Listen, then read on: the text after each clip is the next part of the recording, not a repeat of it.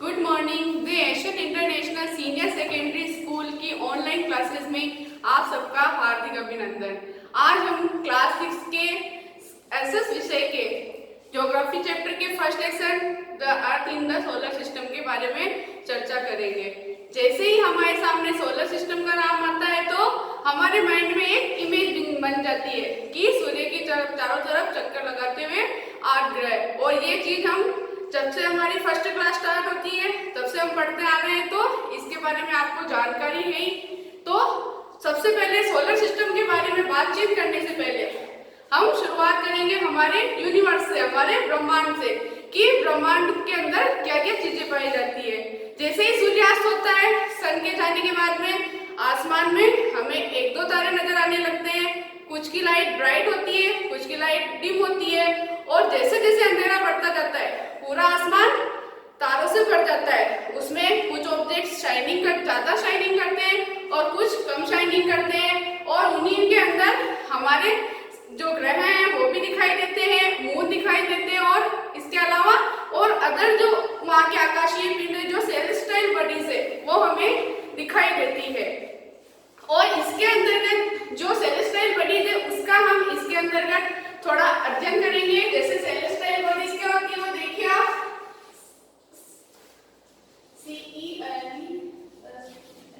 सेलेस्टाइल bodies ये क्या होती है, एक बार आप ये पढ़ लीजिए। सेलेस्टाइल बॉडीज के अंतर्गत आते हैं the sun, the moon, the planets,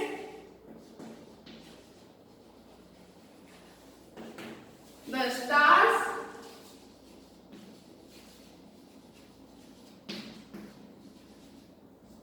and all those objects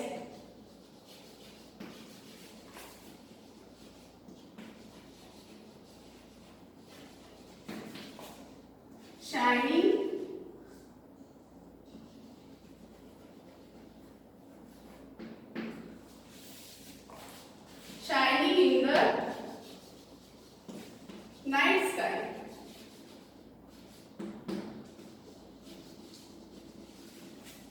Are called celestial bodies.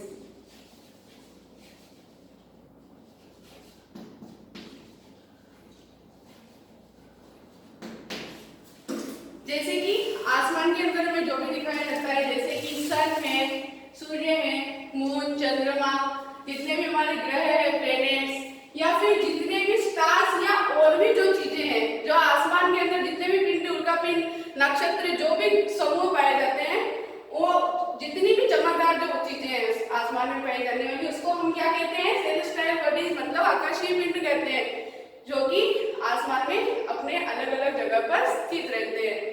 और सन के बारे में आपको पता है, सन किसे कहते हैं, मून को भी आप जानते हैं, तो ये चीजें आपको समझाने की जरूरत नहीं है। और प्लेनेट का अपने मेन चैप्टर है, पर उसके अलावा हम स्टार्स के बारे में भी थोड़ी चर्चा इसमें करना चाहेंगे। सबसे पहले देखते हैं सबसे बड़ा स्टार कौन सा है, सबको पता है सन होता है, तो सबसे पहले लिखेंगे हम सन is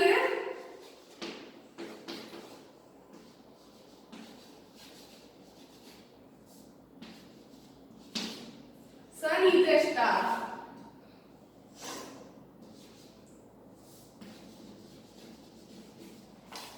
Some other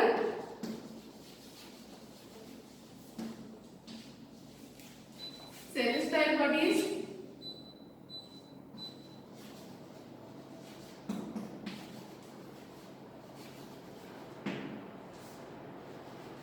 have here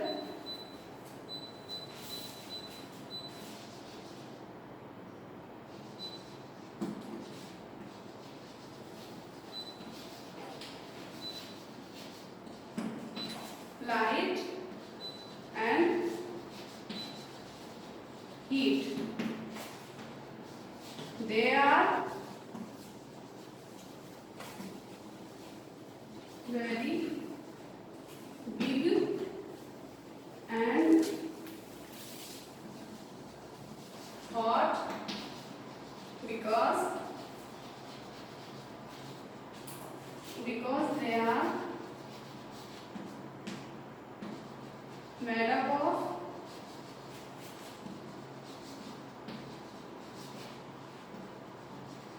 gases.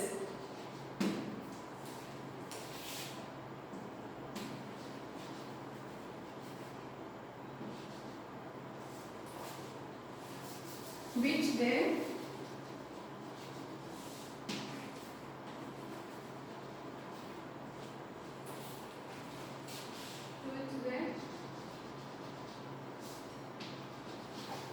emit around everywhere.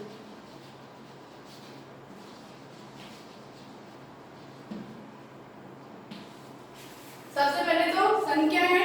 सबसे बड़ा स्टार है और ये किससे बने हुए होते हैं? गैसों का एक समूह होता है और जितनी भी रोशनी देने वाली और ऊर्जा देने वाली जितने भी स्टार या जो सन है वो सारे गैसों से मिलकर बने हुए हैं, जिनकी खुद की लाइट होती है, खुद की ऊर्जा होती है।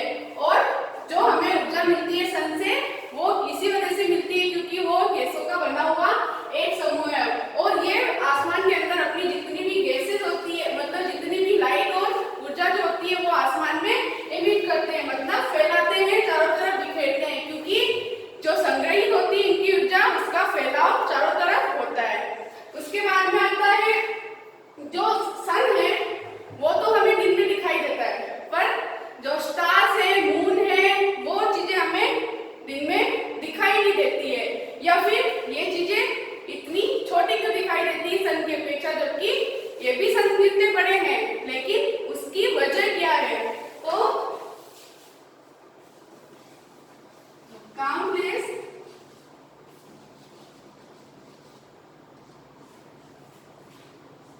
twinkling star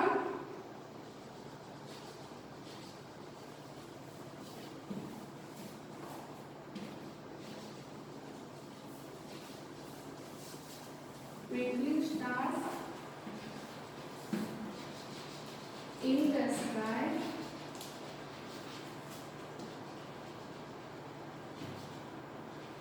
similar to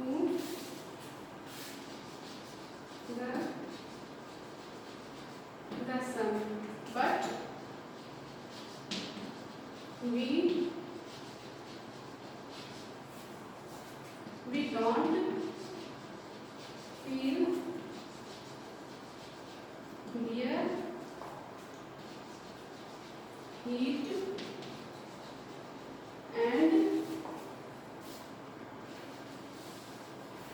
light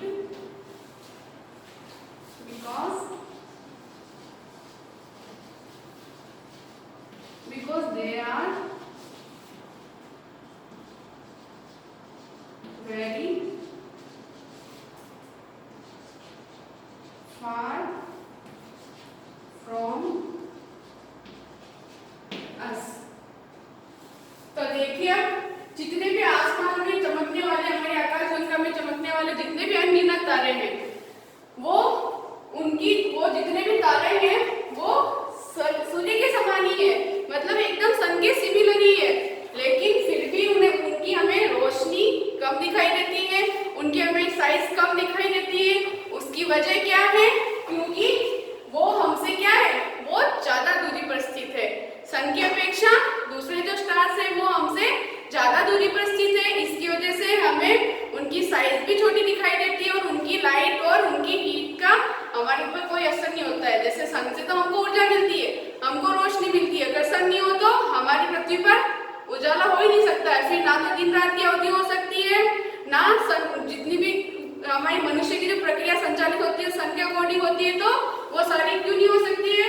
क्योंकि अगर सन नहीं रहेगा तो ये पॉसिबल नहीं है। तो सन हमारे नजदीक स्थित है, इस वजह से उसकी लाइट और ऊर्जा का प्रभाव हमारे पर ज्यादा होता है। लेकिन जो स्टार्स है उनकी दूरी हमारे से बहुत ज्यादा है, मतलब अर्थ से ज्यादा दूरी पर स्थित होने के कारण हमें उनकी लाइट और ऊर्जा का ज्यादा प्रभाव नहीं मिलता है। अब उसके बाद देखते हैं next line.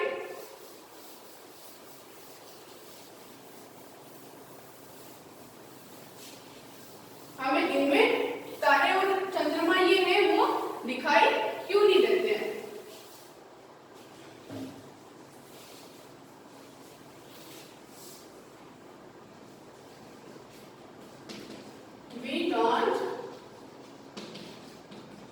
we don't see the moon and the stars during daytime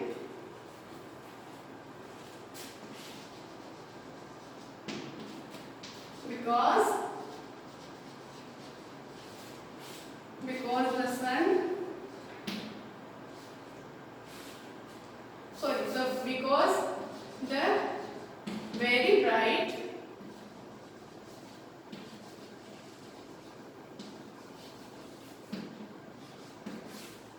light of sun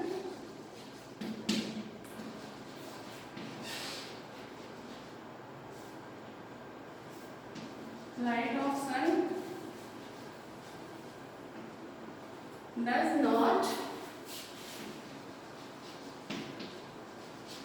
allow us to see them.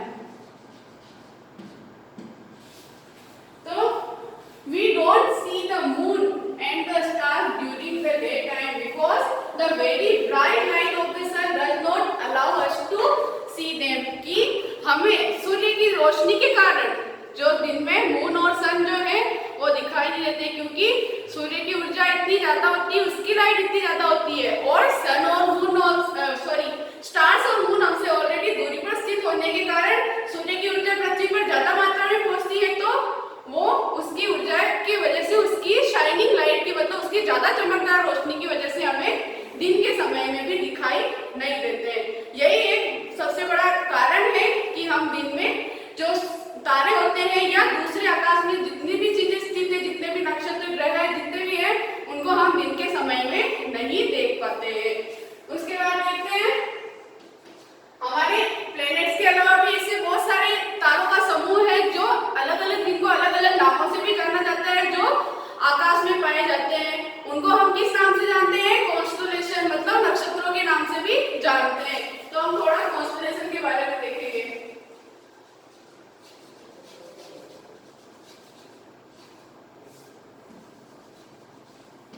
Constellation किसे कहते हैं? नक्षत्र, और ये तो हम जानते हैं क्योंकि हमारे भारतीय गणना में नक्षत्रों का जैसे राशिफल हुआ या फिर हमारे किसी भी जो हमारी जो ज्योतिष जो विद्या होती है उसके अंदर नक्षत्रों का विशेष महत्व रहता है। तो कॉन्स्टेलेशन के अंतर्गत क्या आता है? A group of stars, a group of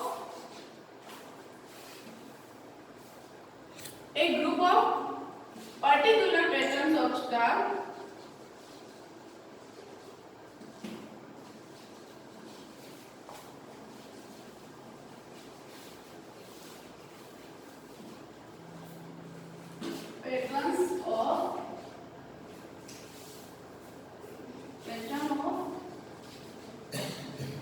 stars are called constellation.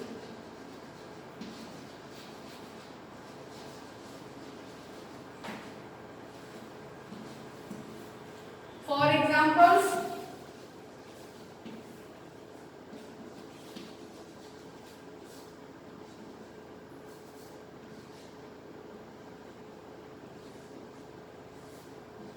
Ursa Major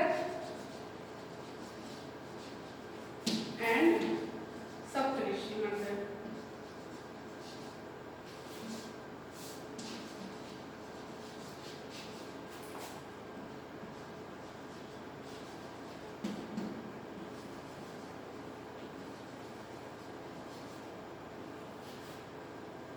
A group of सप्तऋषि मंडल क्या होता है? Group of seven star.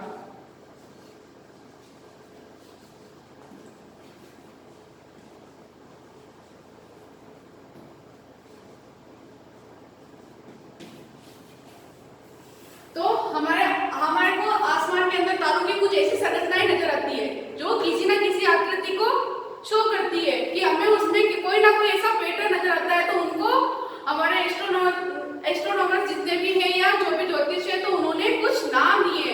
तो उसमें कुछ एग्जांपल्स हैं जैसे कि उर्सा मेजर है, सप्तऋषि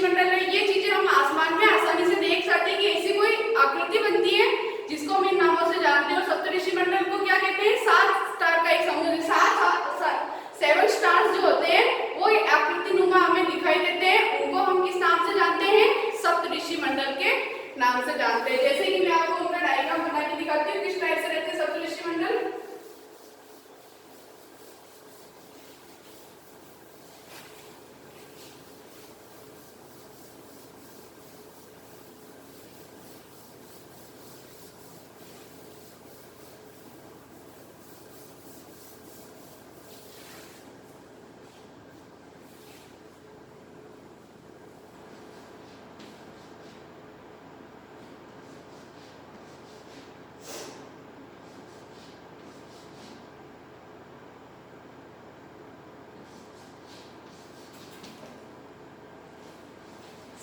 सेवन स्टार्स का एक समूह रहता है जिसमें 5 स्टार्स तो गोलाई लिए हुए थे, जैसे क्वेश्चन मार्क का साइन नजर आता है उसके अंदर। जैसे हमारे क्वेश्चन मार्क का जो साइन होता है ना उसके अकॉर्डिंग वो नजर आता है और उसमें 2 स्टार एक ही सीट पे होते हैं।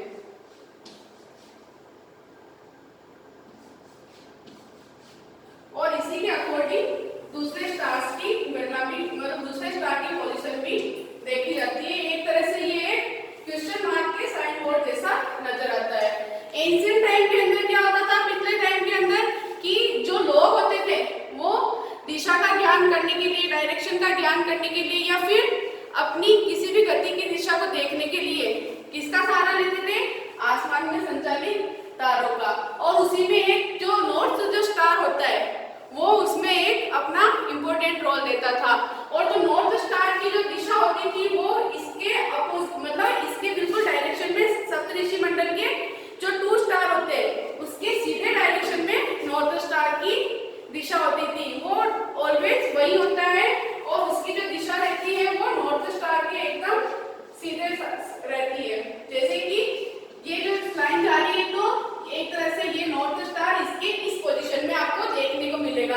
तो सप्तऋषि मंडल के अकॉर्डिंग आप आसमान में देख के पता लगा सकते हैं कि कौन सा नॉर्थ स्टार है, जिसको किस नाम से जाना जाता है, पोल स्टार के नाम से भी जाना जाता है। इसके अकॉर्डिंग हम पोल स्टार के बारे में पता लगा सकते हैं। और उसी के अकॉर्डिंग एंशिएंट टाइम में, पुराने समय में लोग उसी से दिशा का निर्धारण करते थे कि नॉर्थ स्टार के अकॉर्डिंग ही इस दिशा में नॉर्थ डायरेक्शन है और उनका वे उसी से वो डिसाइड करते थे। जितनी भी गणनाएं होती हैं या राशिफल जो होते हैं तो उन सब के अंदर भी इन नक्षत्रों का एक अपना इम्पोर्टेंट रोल रहता है। इसी के अकॉर्डिंग और वही जो जितनी भी 12 राशियां हैं हमारी, तो वो भी हमें इन्हीं पैटर्न्स के रूप में आसमान में दिखाई देती है। और ज्योतिष जो होते हैं आसमान में उनको देख के ही कौन सी राशि में कौन सा प्रभाव हो रहा है और कौन सी राशि में क्या परिवर्तन होने वाला है, इन स्टार्स की गणना करके ही वो अपना व्यू हमें देते हैं। तो जो सारी जो हमारी इससे रिलेटेड जो व्यूइंग है वो किस पे चलती है, स्टार्स पर और उनकी चाल पर, उनकी गति पर चलती है, नक्षत्रों के ऊपर चलती है कि किसके अकॉर्डिंग कौन सी राशि में क्या परिवर्तन हो रहा है। और उसके बाद में हम बात करेंगे अब हमारे प्लैनेट्स के बारे में। मेनली हमारे सोलर सिस्टम में कितने प्लैनेट्स हैं आपको पता है, मेनली 8 प्लैनेट्स होते हैं और उनमें हमारा अर्थ भी एक प्लैनेट है जिसपे हम रहते हैं। और हमारे अर्थ का एक सैटेलाइट है जिसका नाम क्या है आपको पता है, वो एक मून है। तो इसकी डिस्क्रिप्शन में चर्चा हम कल की क्लास में करेंगे। और इससे रिलेटेड हो सकता है आपको कुछ समझ में नहीं आया हो, वैसे मैंने अपनी पूरी कोशिश की है। फिर भी अगर आपको कुछ समझ में नहीं आया हो तो आप स्कूल के नंबर पे कॉल कर सकते हैं, कमेंट बॉक्स में इसके बारे में अपनी जो प्रॉब्लम है वो लिख सकते हैं। मैं उसका आपको अपनी तरफ से और ज्यादा विस्तार में बताने की कोशिश करूंगी। धन्यवाद।